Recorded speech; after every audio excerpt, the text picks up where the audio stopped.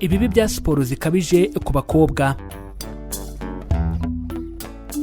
Ubusanzwe gukora imyitozo ngororamubiri bifitiye akamaro kanini ubuzima bwa muntu.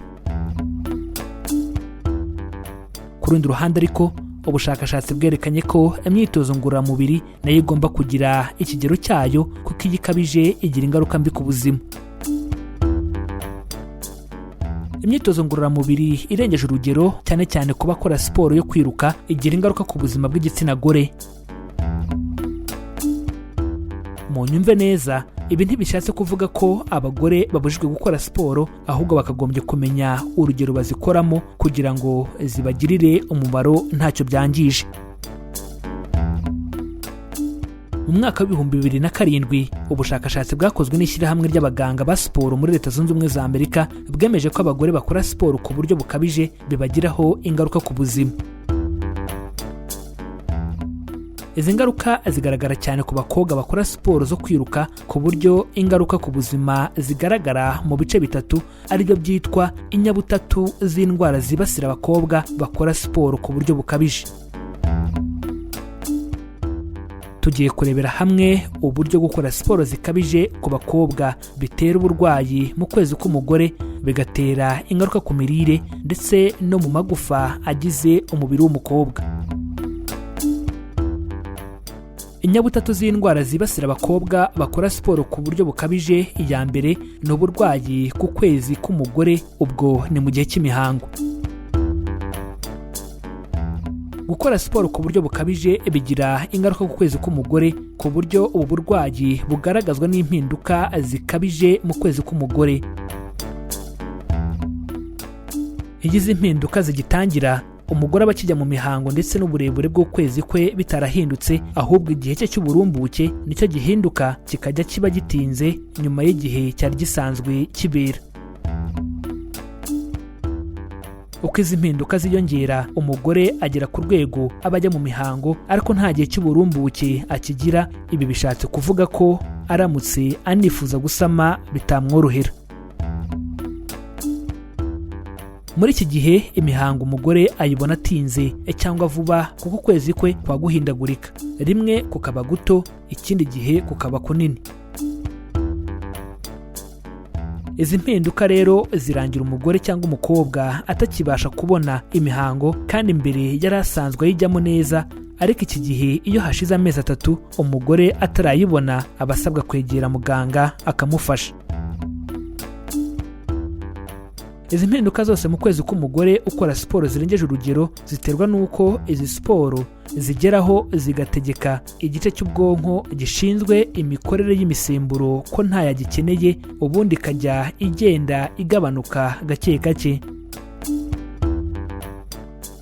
Ibi bishobora no gutera umugore guhinduka mu miterere y'ibice by'inyuma, agatangira kugira imiterere nk'iya kigabo.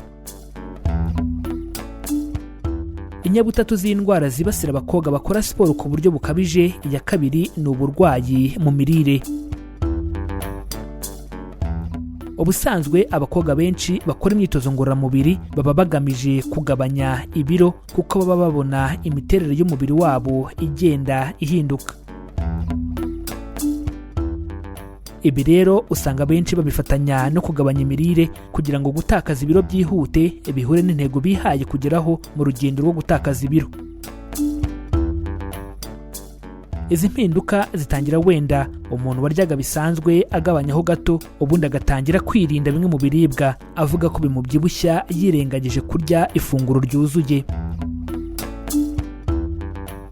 Iyo bikomeje gutyo bishobora kugera ku rwego rukabije, hamwe nyuma yo kurya ashakisha uburyo yidaha ngo bigaruke abiruke cyangwa akanywa imiti ituma bihita bisohoka vuba. Iyi ndwara mu busanzwe ihitana 15 by'abayirwara cyangwa ikaba yatuma ujyanwa mu bitaro igihe kinini ukarwara indwara z'imirire mibi nka bwaki kandi utarabuze ibyo kurya. Inyabutatu z'indwara zibasira abakobwa bakora siporo ku buryo bukabije, iya gatatu ni uburwayi bw'amagufa. Nk'uko twabibonye dutangira ikiganiro, mu bakobwa bakora siporo zikabije imisemburo yo mu mubiri iragabanyuka. usibye ibyo haniyongeraho kuba umugore cyangwa umukobwa ukora siporo zikabije atarya neza bigatuma atabona imyunyugugu ihagije yifashishwa mu gukomeza amagufa. uyu mugore agira amagufa yoroshye kurusha abandi kandi akaba yagira imvune za hato na hato. Amagufa afatwa cyane nayo ku maguru, ayo mu rukenyerero ndetse n'agize uruti rw'umugongo.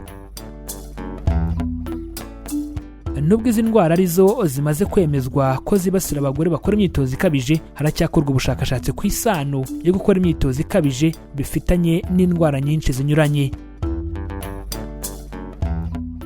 Muri zo twavuga indwara z'umutima, indwara zifata impyiko, indwara zo mu mutwe, umwijima ndetse n'iz'ubuzima bw'imyororokere. Reka dukomereze ikiganiro ku nama nyamukuru twagira abari n'abategarugori bifuza gukora siporo. Imyitozo ngororamubiri ni ikintu cy'ingenzi ku buzima bw'umuntu kandi turashishikariza abakunzi bacu bose gutangira bakajya bakora imyitozo ngororamubiri. Niba bifuza gukora siporo neza kandi mu rugero, ukwiye gukora imyitozo hagati y'iminota 30 n'isaha imwe ku munsi irahagije, byibura inshuro 5 mu cyumweru. Niba bifuza gukora siporo neza kandi mu rugero, ukwiye guharanira kurya indyo yuzuye kandi ihagije kugira ngo siporo bakoze zikugirire umumaro. Niba wifuza gukora siporo neza kandi mu rugero, ukwiye kutishyiramo uko kugabanya ibiro ariyo ntego nyamukuru, ahubwo ishyiremo ko ushaka ubuzima bwiza kandi biza buhoro buhoro. Niba wifuza gukora siporo neza kandi mu rugero, niba waratakaje ibiro bigera kuri 20 by'ibyo wari usanganywe, tangira ugabanye imyitozo unongera ibyo kurya. Bakunzi bacu, niba ugaragaza bimwe mu bimenyetso twakubwiye haruguru, agana ivuriro rikwegereye cyangwa utwandikire turusheho kukugira inama. Ushobora kongera gukurikira iki kiganiro kugira ngo usobanukirwe neza kandi ugirirwe akamaro n'ibi tumaze kubaganirizaho. Dukora ibi biganiro tugamije guhugurana no gusangizanya ubumenyi ku ndwara zibasira ubuzima, imiti ikoreshwa mu buvuzi ndetse n'ibiribwa, tukamenya intungamubiri umubiri wacu ukeneye. Abatabizi bicwa no kutabimenya, bityo abatarabimenya bicwa nuko batarakora subscribe kuri iyi channel Mizero Media ngo bamenye ko kwirinda biruta kwivuza. Niba utarabikora nyabuneka kandi subscribe kuko ni ubuntu, kandi ukande kuri iyo nzogera byegeranye, bizajya bigufasha kubona ibiganiro bishya tubategurira. Wadusanga no ku mbuga nkoranyambaga yaba Facebook, Instagram ndetse na Twitter, ujya ahashakirwa ugashakisha Mizero Media ubundi ukadukurikira. Ibitekerezo byanyu ni ingenzi cyane. Ubaye wifuza kugira icyo tubaza, udusobanuza cyangwa kutwunganira ku ngingo ariyo yose, nyabuneka twandikire muri comments turagusubiza. Mu gihe wakunze ikiganiro twabagejejeho, kanda like ubundi ukore share, ubisangize n'abandi kugira ngo nabo basobanukirwe uburyo bwo kubungabunga amagara yabo. Iki cyari ikiganiro kwirinda biruta kwivuza. Amahoro y'Imana bane namwe, tubifurije kuzirikana ko amagara ari ubukungu.